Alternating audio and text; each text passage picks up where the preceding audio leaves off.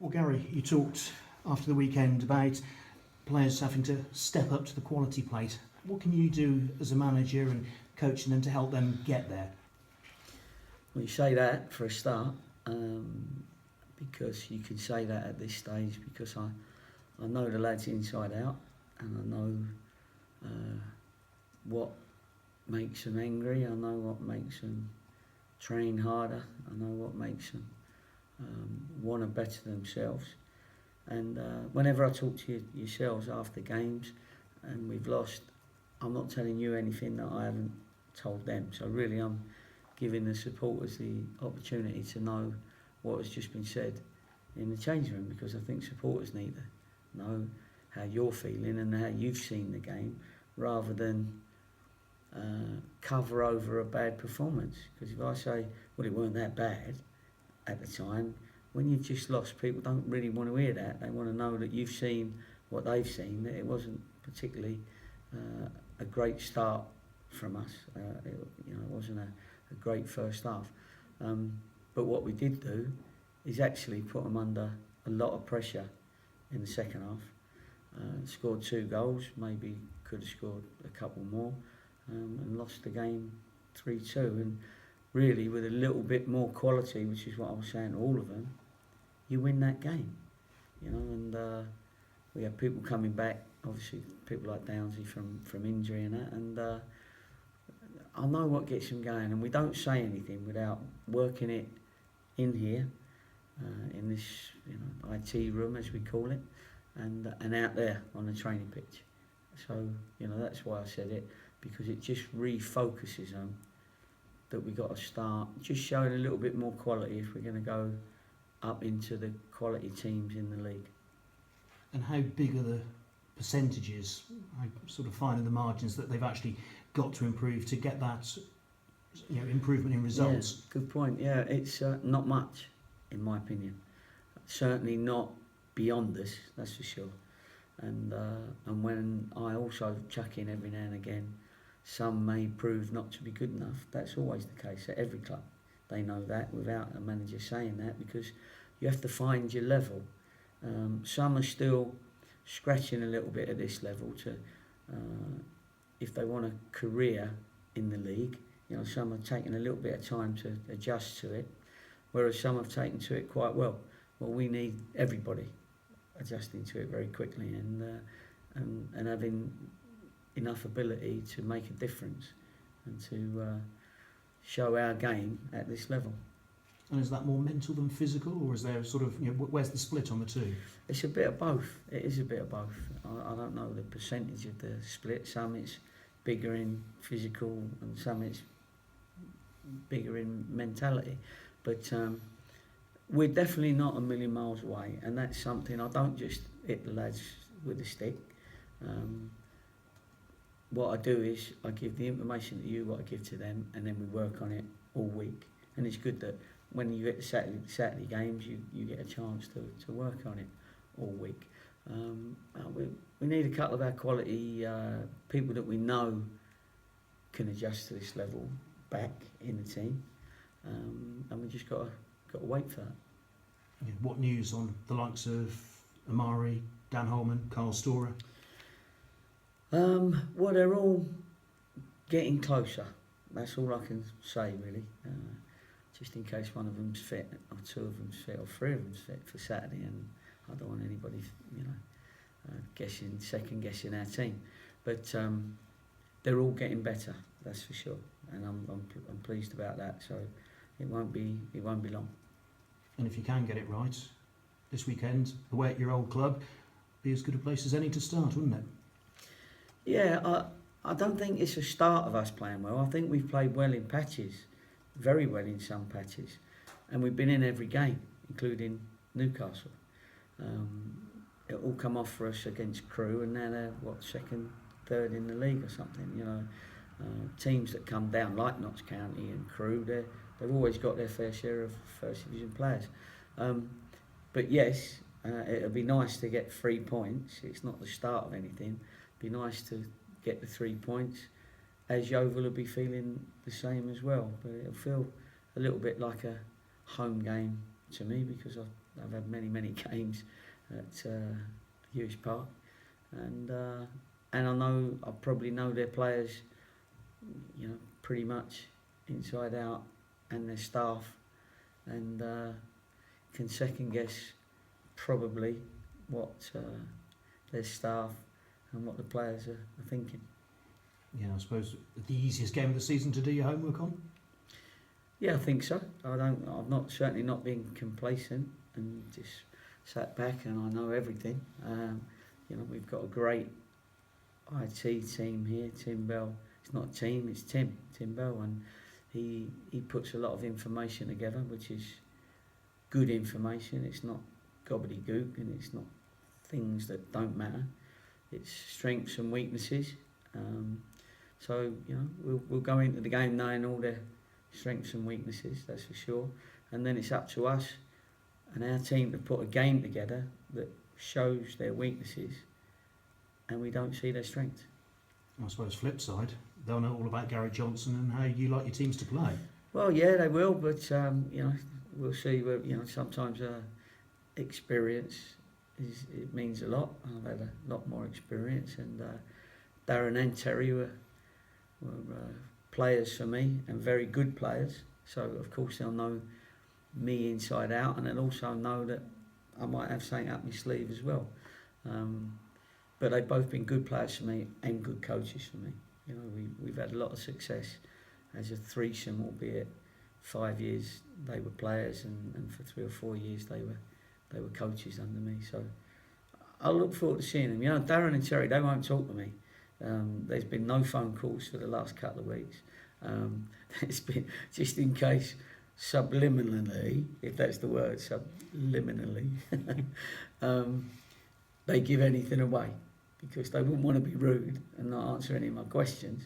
But I think they probably feel better not to have any contact till after the game. And those sort of scenarios, because of your experience, you just seem to sort of relish that, just a little sort of cheeky grin, and suddenly you might have a bit of one-upmanship. Yeah, it's probably win, mate.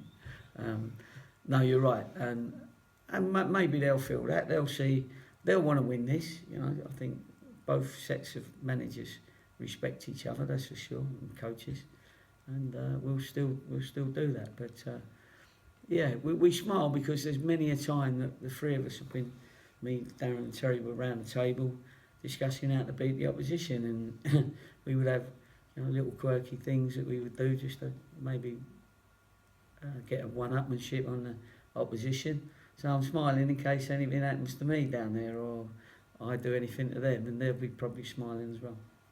They're obviously a place below you in the table. They've been on a losing run, and then go and win at Leyton Orient. It just shows how you can change things, doesn't it? Yeah, well, what you know from a Yeovil team, there'll be a work rate there, that's for sure, and you got to make sure that you match that work rate. And if you match the work rate, then you got a chance. If you don't match their work rate, then they can be dangerous. And I saw the Leyton Orient game. I've watched it once or twice, and they won that game because of their pressure on the ball. They're closing down, and they got their goal, and then they just had a spirit to keep the opposition out, and that was a good result for them away at Leyton Orient. Billy Waters got a hat-trick midweek. I know it was only in the County Cup at Forest Green, but is that the sort of performance and sort of match that can actually get him mentally in the right place and come into consideration to start at the weekend? Well, you'd like to think so. If you talk to him, he should have scored 7.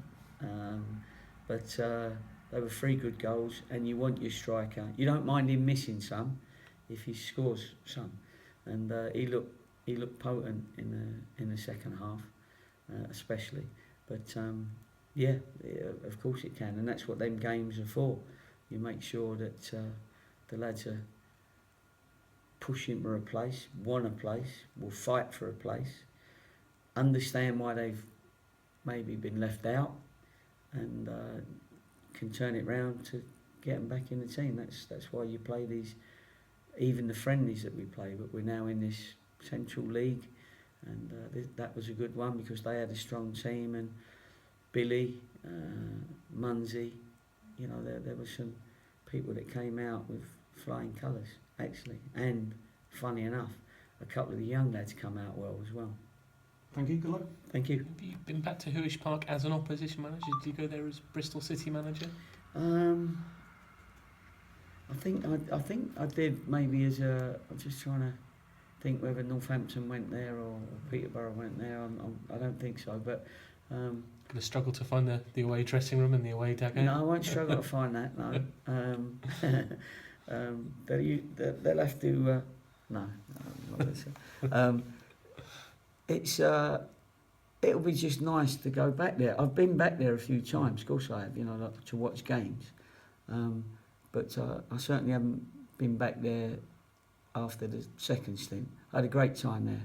It was a really good club to be at, and good company and everything, and it's one of them that, like Cheltenham, you get to learn, you get to know the supporters personally, certainly the ones that travel everywhere and everything, so be good for both teams to be at the other end of the table, but as we're not right at this moment, then this one becomes a big game on my comeback game.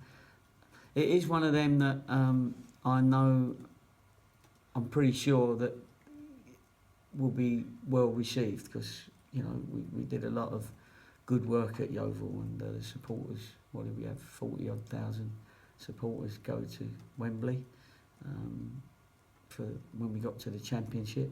So to get Yeovil from the conference to the Championship was a great effort from everyone concerned, including the now manager Darren Way and Terry Skivett, and under my leadership, and we had a good time. So I think it'll be a happy return, but hopefully they'll all be a bit angry and frustrated because we've gone and picked up the points. Were those two always likely to be managers? And on the flip side, Yeah. can you spot the managers in your squad Yeah, here already? yeah, you can, because they train every day like it's their last when they're players, and they're both very, we say relentless. Relentless was one of our big words, and I use that in my coaching and my training as well. And I think that was it. All three of us were relentless, as my staff are here. And we had to be last year to get out the conference, which is a difficult league to get out of, as you all know. And many have been trying to do it for years. So you have to be that way, and you have to be a worker 24 hours a day in your head to be a manager. Otherwise you get left behind. And both of them have proved that they can do that. Terry had his opportunity as a manager there, and I'm sure he'll want to go on and do that again in the future. And Darren's getting his first go at it. I think when you first start, we all hate losing, but you can take losing very deeply when you've in the first couple of seasons of your career, because you need the results to keep a career in the game. It's nobody's they're not at a stage yet where you could lose 5, get the sack, and go and join another club straight away as a manager. So you have to get something on your CV first, and obviously they're still trying to attain that. When you come to pick your team in the next couple of days, you've got lots of options, haven't you? Is it trying to find the right blend of those options? Because you've got quite a large squad, but as you say, some of them are performing, some of them aren't performing. Yeah, so that makes it, I imagine, quite tricky. Yeah, well, you look at the opposition's strengths and weaknesses, and you see what you think might affect them. We know that we've let in 5 goals in the last 2 games, 2 at Newport, although we drew. So, and obviously we let in 3 against Notts County. So we know we have to block any route up that people thought would be, if they looked at us, that would be our weaknesses. So we've got to make sure that we're clever there, and then we've got to make sure that 2 goals should win a game, and that should always be the case. And we did well up till then.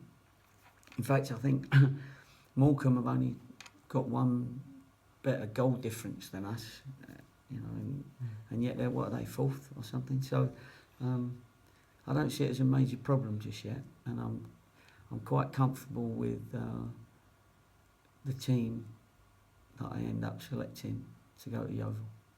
I know you tried to try to leave us hanging with the answer about Holman and Storr. I'll ask you a slightly different question. Did the injection go well with Kyle? Yeah. And how was Dan's foot when it came out of the out of the cast? Yeah, it wasn't quite in a cast, but it was in a surgical boot that could come on and off, and but that's gone now.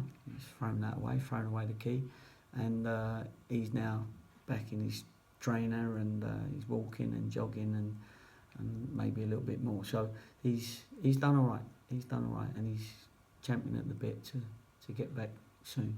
And those two are just, I suppose, what they bring to the team in personality and sort of and their aura maybe are two big ones to come back. Yeah, they would be. Yeah, we've missed them from the squad. You know, they make the squad stronger. That's for sure. And you know, every day that they improve is a good day, and they are keeping improving at the moment. Would you be willing to risk throwing them in earlier than you would be normally, or do you have to sort of pay that off? Yeah. Today, you know, is always a big day on a Thursday. People have to show their fitness on a Thursday. Now it could come too early for those two. We'll have to wait and see. And then obviously Friday you do all your set plays, so everybody already knows what the team was from the Thursday, because you know you do your organisation stuff in your 11v11. So they're gonna have to be ready pretty sharpish, but it don't necessarily mean to say that they're ready for the squad or they're ready for the team yet. But we do need them back as soon as we can. Thank you.